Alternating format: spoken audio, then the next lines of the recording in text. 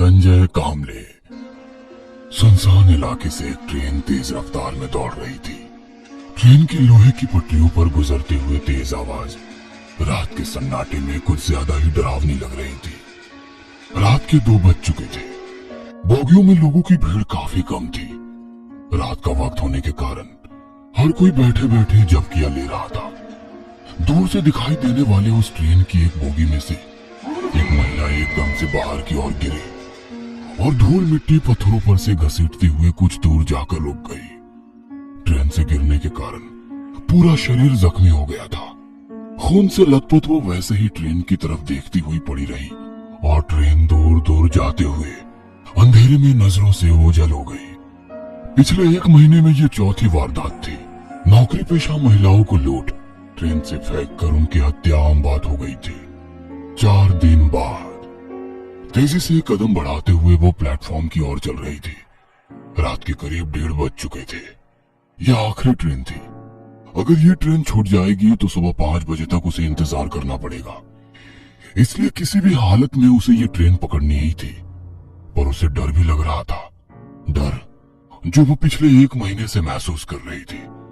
पिछले महीने ऐसे ही काम से घर लौटते समय ट्रेन में अपनी सीट पर बैठी झपकियां ले रही थी और किसी की चीख से उसकी नींद खुल गई। झट से आवाज की तरफ देखा तो 2 गमछाधारी एक महिला के साथ मारपीट कर रहे थे।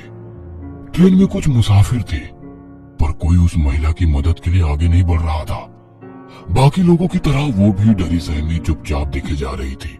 और फिर उस आदमी ने उस महिला को तेज रफ्तार में चलती ट्रेन से नीचे फेंक दिया। यह सब उसके सामने हुआ था पर उसकी हिम्मत नहीं हुई कि पुलिस में शिकायत करे और उसी वजह से वह खुद भी खौफ में सफर करने के लिए मजबूर थी। पर परिवार भी तो चलाना है। ट्रेन धीरे धीरे आगे बढ़ने लगी और उसके साथ उसने अपने कदमों की रफ्तार भी बढ़ा दी। दौड़ते भागते वो प्लेटफॉर्म में दाखिल हुई। ट्रेन ने अभी रफ्तार नहीं पकड़ी थी। रात का समय होने के कारण स्टेशन पर लोगों की भीड़ भी काफी कम थी। अब भी कुछ लोग ट्रेन से उतर रहे थे तो कुछ लोग अंदर चढ़ रहे थे। उसने भी अपने कदमों की रफ्तार ट्रेन की रफ्तार से मिला ली और मौका देखकर झट से अंदर घुस गई। पूरी बोगी खाली पड़ी थी। बोगी के भीतर छत पर लगे बल्ब की सफेद रोशनी पूरी बोगी में फैली हुई थी। अपने ऑफिस बैग को कस के पकड़े हुए वो एक एक कदम आगे बढ़ती रही और आगे की सीट पर जाकर बैठ गई। घड़ी में टाइम देखा तो 1:45 हो रहे थे। बाईं तरफ वाली खिड़की के कांच खोलते ही तेज हवा के साथ तेज बारिश की एक लहर खिड़की से अंदर आई। उसी के साथ झट से उसने खिड़की बंद कर ली। अपने हाथ पर गिरी बारिश की बूंदें चुनरी से पोंछ रही थी कि तभी उसकी नजर पैरों में पड़े न्यूज़पेपर पर पड़ी। बड़े अक्षरों में लिखी वो अखबार से उसके दिल की धड़कनें पल भर के लिए रुक गई। फिर एक बार चलती ट्रेन से नौकरी पेशा महिला को नीचे फेंक दिया गया। नीचे मरने वाली महिला की धुंधली सी तस्वीर थी।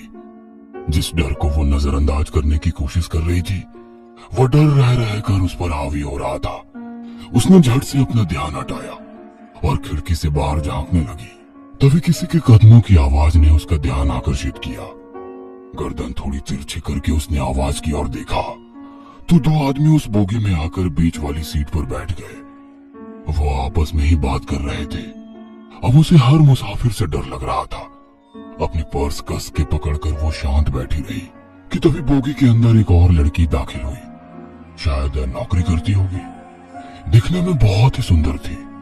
पूरी बोगी में नजर घुमाते हुए वो लड़की दरवाजे के पास वाली सीट पर बैठ गई। अब ट्रेन ने तेज रफ्तार पकड़ ली थी।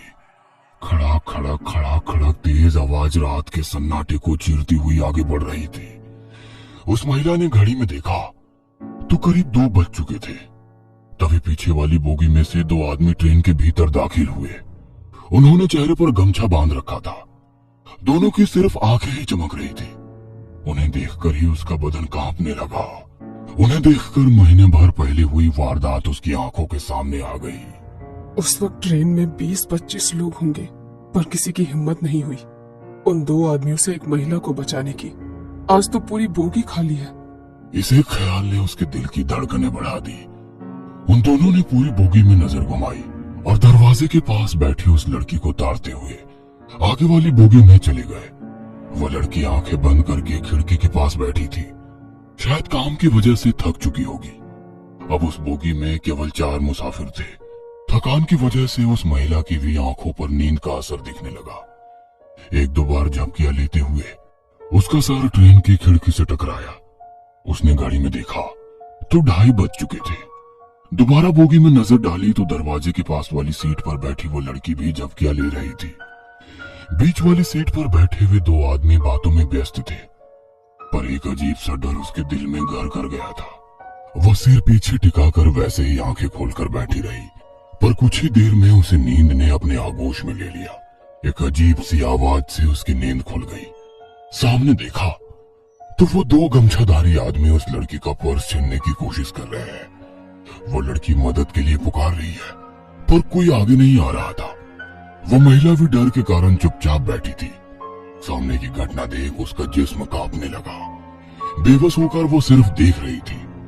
उस आदमी ने उस लड़की के बाल पकड़े और दरवाजे से बाहर देखते हुए हंसने लगा। वो लड़की गिड़गिड़ा रही थी, अपनी जिंदगी की भीख मांग रही थी, पर उसने पूरी ताकत से उसे बाहर फेंक दिया और एक दर्दनाक चीख चारों ओर गूंज उठी। वह महिला झट से नींद से जाग गई। वो सिर्फ एक सपना था, पर दिल अभी भी जोर जोर से धड़क रहा था। गाड़ी में देखा तो 3 बज चुके थे। उसने गर्दन ऊंची कर दरवाजे के पास बैठी लड़की को देखा और सन्न रह गई। वो सीट खाली थी। उसने पूरी बोगी में नजर घुमाई, पर वो लड़की कहीं नजर नहीं आ रही थी। पर उस लड़की की बगल वाली सीट पर वही 2 गमछाधारी आदमी थे। लगता है उस लड़की को मार दिया। वो अपने आप से बुदबुदाई कि तभी बीच में बैठे 2 आदमियों ने उन पर हमला कर दिया। ट्रेन की तेज होती आवाज में उन लोगों की मारपीट शुरू हो गई। वो महिला डर के कारण सीट के नीचे बैठ गई। वे एक दूसरे को मार रहे थे। तभी उसे नीचे 2 दिन पहले का एक न्यूज़पेपर पड़ा दिखाई दिया। उसमें बड़े अक्षरों में लिखी एक खबर पर नजर गई। फिर एक बार चलती ट्रेन से नौकरी पेशा महिला को नीचे फेंक दिया गया। नीचे मरने वाली महिला की तस्वीर थी। उसने वो न्यूज़पेपर हाथ में लिया। तभी नीचे घसीटते हुए एक आदमी जान बचाकर भागता नजर आया। पीछे वही गमछाधारी आदमी चला आ रहा था। अब उस औरत को भी समझ आ गया कि आज उसे भी चलती ट्रेन से नीचे फेंक दिया जाएगा। डर के कारण उसकी आंखों से पानी आने लगा। जमीन पर घसीटता वो आदमी सामने देख रुक गया। जमीन पर पड़े उस आदमी के माथे पर किसी ने गन लगाई थी। वह बंदूक देखकर महिला ने जीने की आस ही छोड़ दी। डर के कारण अपने घुटनों के बल नीचे बैठी उस महिला ने सामने देखा और दंग रह गई। हाथ में गन लिए वही लड़की थी जो दरवाजे के पास बैठी थी। तभी पीछे से आ रहे गमछाधारी ने नकाब और चादर हटाई। वो 2 पुलिस वाले थे।